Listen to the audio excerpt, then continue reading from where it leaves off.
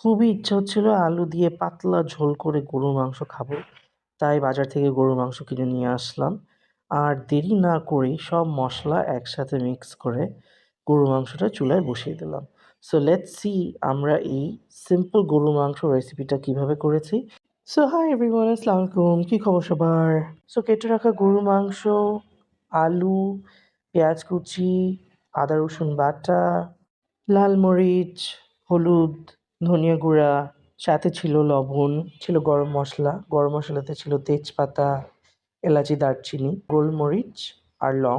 সবকিছু একসাথে ফার্স্টে আমি মাখিয়ে নিলাম। মাখানোর পরে আমি হাফ অ্যান আওয়ার রেখে দিলাম টু ম্যারিনেট। তারপরে আমি এটাকে চুলায় বসিয়ে দিলাম। আমি কিছুক্ষণ গরুর গোশটাকে চুলায় রেখে দেবো সেদ্ধ হওয়ার জন্য। মাংসটা কষানো হয়ে গেলে তখন আমি এটার মধ্যে অ্যাড করে দিব পরিমাণ মতো পানি। মিনটাইম আমি আলুগুলাকে উঠিয়ে রাখবো, কারণ নতুন আলু ছিল, খুব তাড়াতাড়ি সিদ্ধ হয়ে গেছে। বেশিক্ষণ রেখে দিলে আলুটা খুব নরম হয়ে যাবে, তখন খেতে ভালো লাগবে না।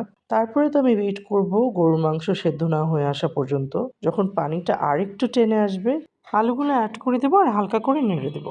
Moment of truth, just look at that, just perfect, যেমনটা আমি চাচ্ছিলাম। আর আমি ওয়েট করতে পারছি না আমি সাদা ভাত দিয়ে এটা কখন খাবো। সো আমি এখন গরুর মাংসটাকে বেড়ে ফেললাম, টেবিলে দিয়ে দিলাম। Now it is time to eat. So আমি কিভাবে খেয়েছি এটা আর দেখাতে পারলাম না, বিকজ আর ধৈর্য হচ্ছিল না।